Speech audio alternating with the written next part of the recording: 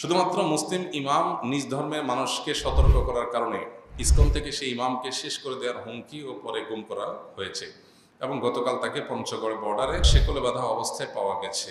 বিষয়গুলোকে কিভাবে দেখছেন?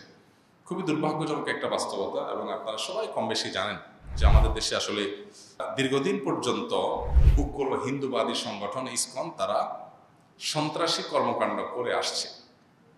আমরা মনে করি তাদের যে আমলনামা আমাদের সামনে আছে, ইতিপূর্বে যে আমলনামা আছে, যেমন 2014 সালে তারা ঢাকার স্বামীবাগে তারাবির নামাজে বাধা দেওয়ার জন্য চেষ্টা করেছে এবং তাদের নামে এই অভিযোগটা বেশ জোরালোভাবে উঠেছে। এবং 2016 সালে সিলেটে কাজল শাহ মসজিদে জুমার নামাজ পড়ার সময় লাউড স্পিকারে গান বাজনা বাজায় তারা ডিস্টার্ব করেছে এবং সেই ঘটনায় যারা বিরোধিতা করতে গেছে তাদের উপরে তারা হামলা করেছে সশস্ত্র।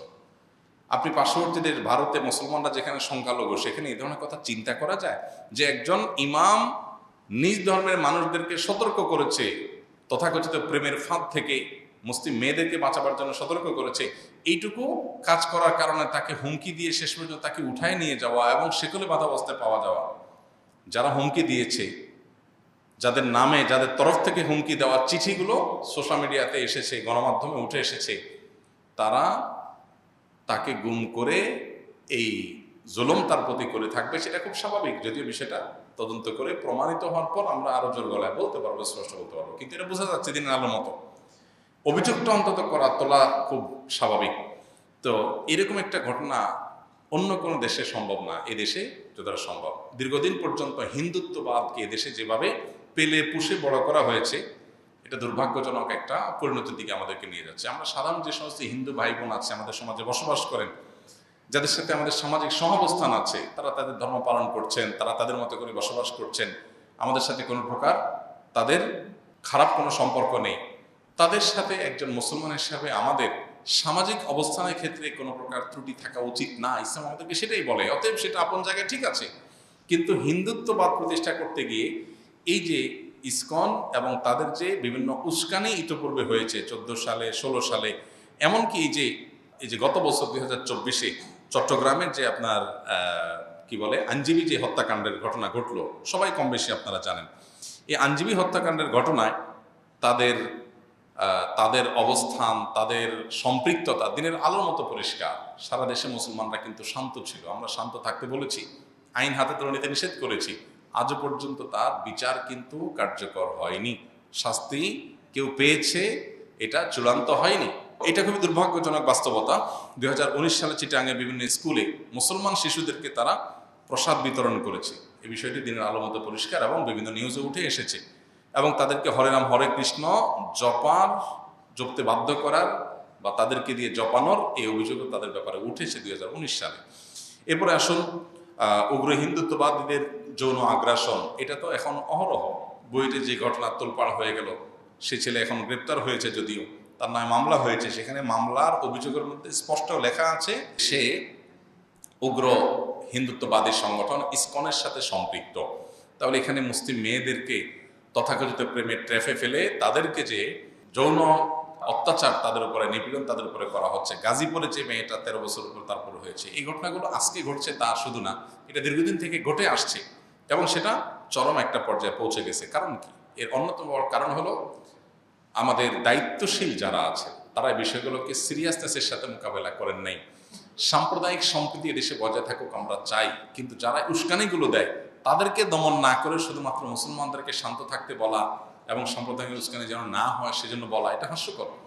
আপনি এই ইস্যুগুলো বন্ধ করেন, যে ইস্যুগুলো থেকে সাম্প্রদায়িক সম্প্রীতি নষ্ট হতে পারে। এই জন্য সংশ্লিষ্ট কর্তৃপক্ষ তাদের যথাযথ ভূমিকা নেবে, সেটা আমরা প্রত্যাশা করি, তাদের কাছে আশা করি।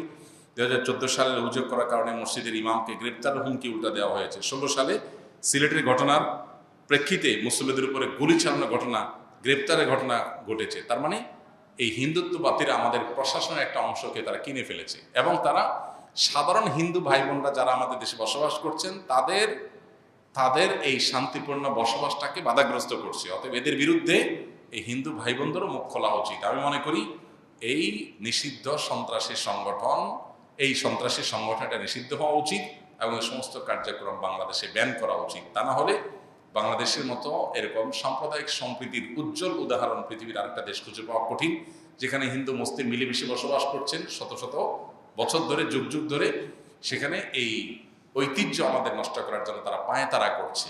দেশের সামনে নির্বাচনকে ঘিরে দেশকে অস্থিতিশীল করার যে তাদের প্রক্রিয়া, এই প্রক্রিয়া বন্ধ করার জন্য এই ইসকনের সমস্ত কর্মকাণ্ড নিষিদ্ধ করা এটা সময়ের সবচেয়ে প্রয়োজনীয় দাবি। বিধায় তারা এই যে একজন ইমামকে মসজিদে তিনি তার কথা বলার কারণে অনেক অনবরত যখন হুমকি দেওয়া হয়েছে, তখনই প্রশাসন উচিত ছিল এই বিষয়টার প্রতি নজর দেওয়া। দুর্ভাগ্যজনক যে সেই ইমামকে কোথায় সে ইন্ডিয়া বর্ডারের কাছে তাকে সেকলবদ্ধ অবস্থায় পাওয়া গেছে, বিবস্ত্র অবস্থায়, নির্যাতিত অবস্থায়। খুবই ভয়াবহ একটা সিমটম।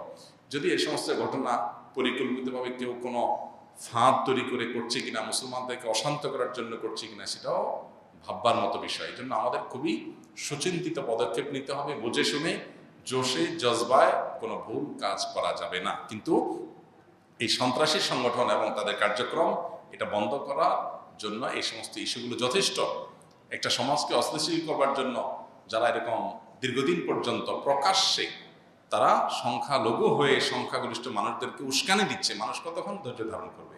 আমরা তো মানুষকে ধৈর্য ধারণ করতে বলবো, কিন্তু বাস্তবতা হলো সেটা খুব কঠিন। এই জন্য এ ব্যাপারে সংশ্লিষ্ট কর্তৃপক্ষ সর্বোচ্চ পদক্ষেপ নেবেন এবং এটা বন্ধের আন্তরিক চেষ্টা চালাবেন, সেটা আমরা প্রত্যাশা করি। এবং আমার মনে হয় যে এই সন্ত্রাসী সংগঠন বিশেষ করে এদেরকে নিষিদ্ধ করা, এটা শুধু মুসলমান না, শান্তিপূর্ণ হিন্দু ভাই বোনদেরও দাবি হওয়া উচিত।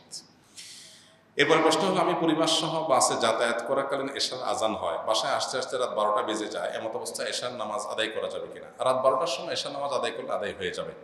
এশার নামাজের ওয়াক্ত কতক্ষণ পর্যন্ত থাকে? ফজরের ওয়াক্ত হওয়ার আগ পর্যন্ত।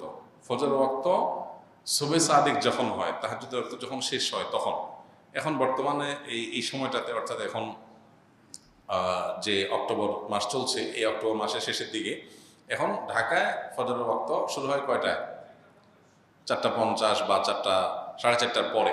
তো এই যে সময়টাতে আপনার হয়, এর আগ পর্যন্ত এশা নামাজ পড়লে এশা আদায় হয়ে যাবে। কিন্তু এই রাতের মধ্যভাগের পরে যদি কেউ এশা পড়ে, সেটা মাকরুহ হবে, সেটা অনুচিত হবে। আদায় হয়ে যাবে কিন্তু ত্রুটিপূর্ণ হবে।